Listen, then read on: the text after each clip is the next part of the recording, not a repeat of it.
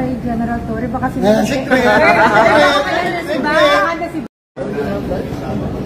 Actually, it just goes to show na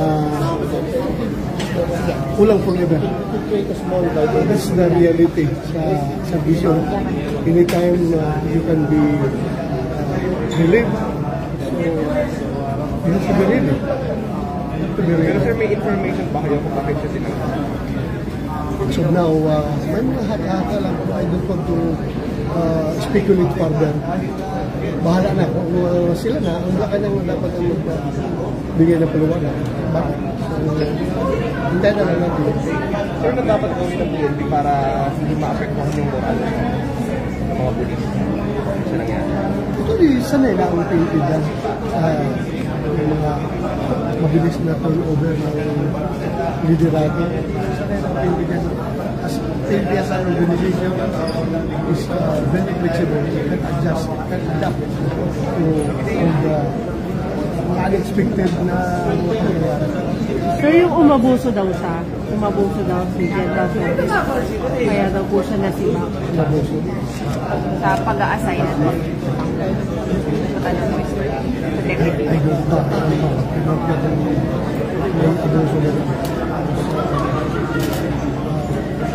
During my time, I am going to share with you the relationships between the chief PNP and the president.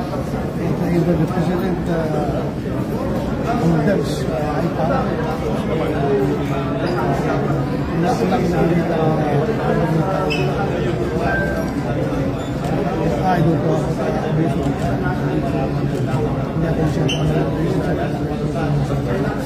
Sir, what do you think? General Nartates. General Nartates papalit. Ano po pagkakilala niyo kay General Nartates? Next week. Next week.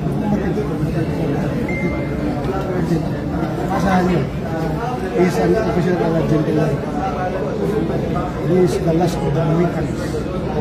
The last of the Mohicans. Last 92. Sir, hindi ba yun, yung ginawa ni General Torre, hindi ba parang pang-bypass yun? Parang i-active daw at bawal ba yun, sir? Ginawa niya? Because the power to appoint undesignated officers to different positions lies with the chief PNP. Pero hindi nyo ginawa yun, sir? But of course with the clearance from Malacanang. No, clearance from Malacanang. I was given the mantle of authority to then President Duterte. You decide whatever you deem fit for the organization, you do it. Yun ang sabi sa akin yung President Duterte. Kaya wala ka nasa gisaan ko. Because the authority came directly from the president. Sir, ang sabi ni Senator Lacson, ang information niya, kaya sinibak si General Torre because he went beyond his authority, meron siyang sinibak without clearance ng Malacanang. So, ano yung base sa kanya kay Torre doon sa actuations niya? I don't know. If he did it without the clearance of Malacanang, then maybe meron siyang nasagasaan. Doon sa sabi siya, during my time, nag-declare ako sa Malacanang na provinsan, mabilisan ng kailangan aksyonan kaagad. Nag-issue ako ng order, then later on, na-just inform Malacanang. Ito yung ginawa ko. So, parang ano, sir? Reservatory na masika? Well, sabi siya, expected na yan. Expected yan sa servisyo. You can be relieved anytime. Habang functus officio, you are good when the need exists. Pero sir, sabi niya, nag-meeting daw kayo na nagpunta siya dito. Ano yung napag-usapan niyo, sir? Nag-meeting daw kayong dalawa? Pumunta sa president. Ano po yung sinabi niya kayo, sir? Just give him my piece of advice as former chief PNP. But wala na yung benefits, tsaka retirement. Andyan pa rin. Relief is just routine routine function ng organization niya. Kahit na you are relief purpose, if you are not facing administrative criminal cases, then andyan lahat ng yung mga benefits. But in this case, is very unique because he still has more than 1 year to go before his mandatory retirement age of 56. So nasa kanya yan if he doesn't give up his rank, his 4-star rank, ay pwedeng ang chief PNP o yung magiging acting chief PNP is maybe holding a 3-star rank. Because andyan pa yung hindi pa retired yung 4-star rank holder. Because according to the law, there should be only 1 4-star rank in the Philippine National Police, and that is the chief PNP.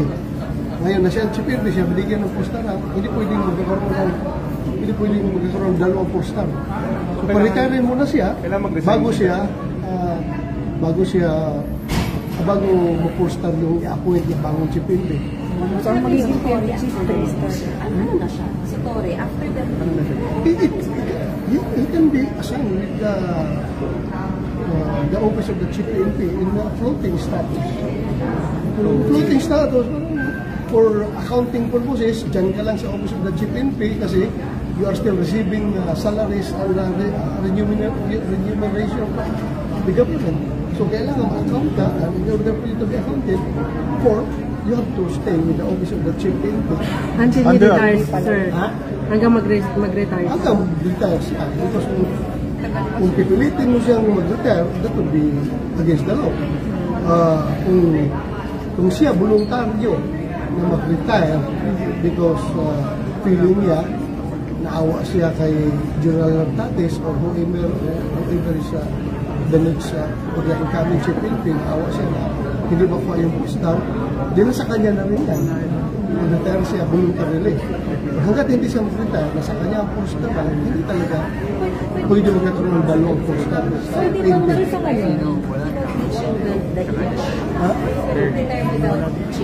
Yes, meron namang optional retirement before that optional retirement before mandatory age of retirement. Optional. You can sign anytime. happens to the moral of PNP given this situation? Hindi po makaka-affect na sa I don't know. The prevailing sentiment ng mga membro ng Philippine National Police. Opo. So, sir, sa ngayon hindi ko sinasabi, hindi pa klaro, sir, kung ano talagang dahilan. So, pero sa hindi po ba, dapat sabihin para klaro sa lahat, hindi pa ka-apekto sa moral ng mga police?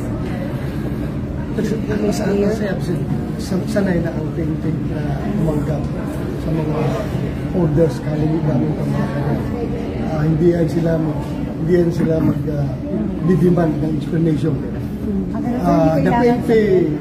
The PNP just follow orders to be first before you complain.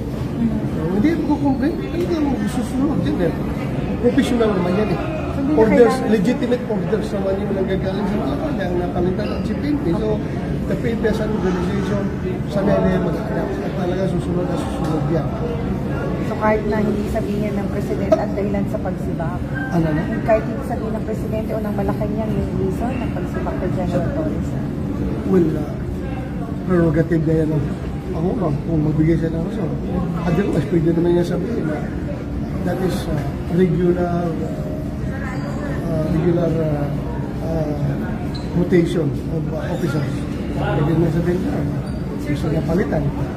Sir, considering yung parang makaka-confuse naman, binanggit pa siya ng Pangulo Lungsona, parang instead had the favor of the President Lungsona na pinanggit siya nila.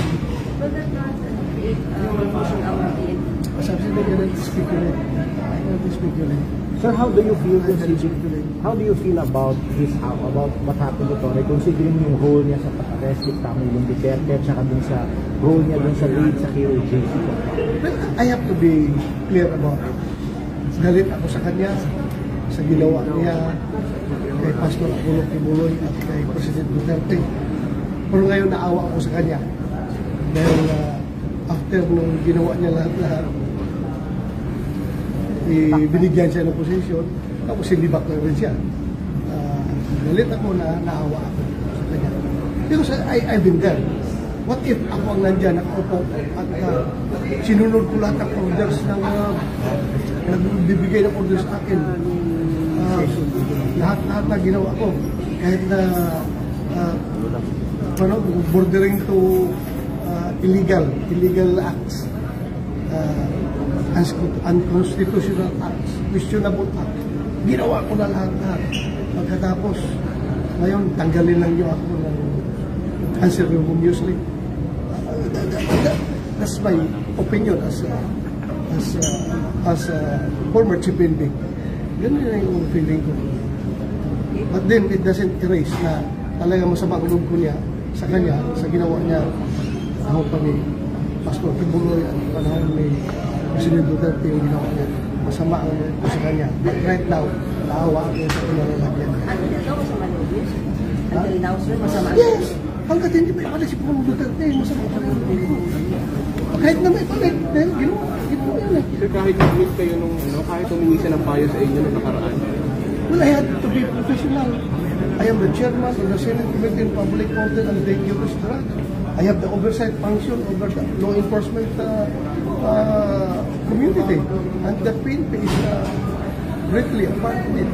So we have to be civil and to be professional. Kung kaharap ko sila, kahit nagalit ako, masama ang loob ko, I have to deal with them professionally. Sir, isa lang po. Meron po kasi sinabi si Mayor Magalong na nung daw po time niya sa PNP, pagkada po budget deliberations na sa House, makakatanggap ng utos galing sa taas na sabihin, o puntahan niyo yung mga kongresista niyo, hingin niyo kung ano mga request nila, ano yung mga complaints nila sa lugar. Meron po ba kung experience na gano'n, sir? O may inutos kayong gano'n during your time as Chief PNP? Well, expected yan. Expected yan dahil nga gusto natin na gusto natin na smooth sailing yung budget deliberation, lahat ng mga parochial concerns ng mga people who wield the power of the purse.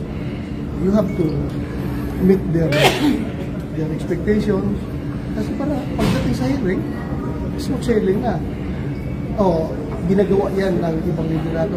Pero during my time, hindi ko yan ginawa. Hindi ko ginawa yan. Bakit, sir? Kasi open naman sila magsabi sa akin, mag-communicate sa akin, yung mga congressman at mga senador, kung may kailangan sila na mga parochial concern sila, nagtitext mo sa akin. So, hindi ko ginawa. I just cannot make you assurance na yung mga tao ko sa baba, ganito rito, kung baka kang contact din sa kanila, para ako personal yun. Pero sir, ano yung mga parochial concerns na nilalapit, sir? Yung isang congressman galit dahil tinanggal yung kanyang provincial director doon sa office niya, gusto niya, kaya meron siyang gusto na ipapalit doon. Alam mo, yung mga tinong parochial concerns. What about the project, sir? Project. Ano pagka-deliberation? May proyekto ba yung PNP? Ang concern lang naman yan ng mga LGUs at ng mga congressmen kayo sana meron police station ng ating police station building yung ating munisipyo, aming syudad, meron ganitong building, gano'n. Dapat nagaganyo ang police, yung number of policemen sa lugar namin, dahil kukunti lang. So, yan yung mga parochial concerns na nagtatangkay sa munisipyo. Sir, wala kayong kaibigang kontrakto? Ha? Wala kayong kaibigang kontrakto? Malayo sa akin. That's beyond by law enforcement man ako, hindi man ako nasa construction business. Thank you, sir. Anong pinayo niyo kay General Torre? Baka Secret! Baka si Bak sinunod. Baka sinunod kasi kaya sinunod.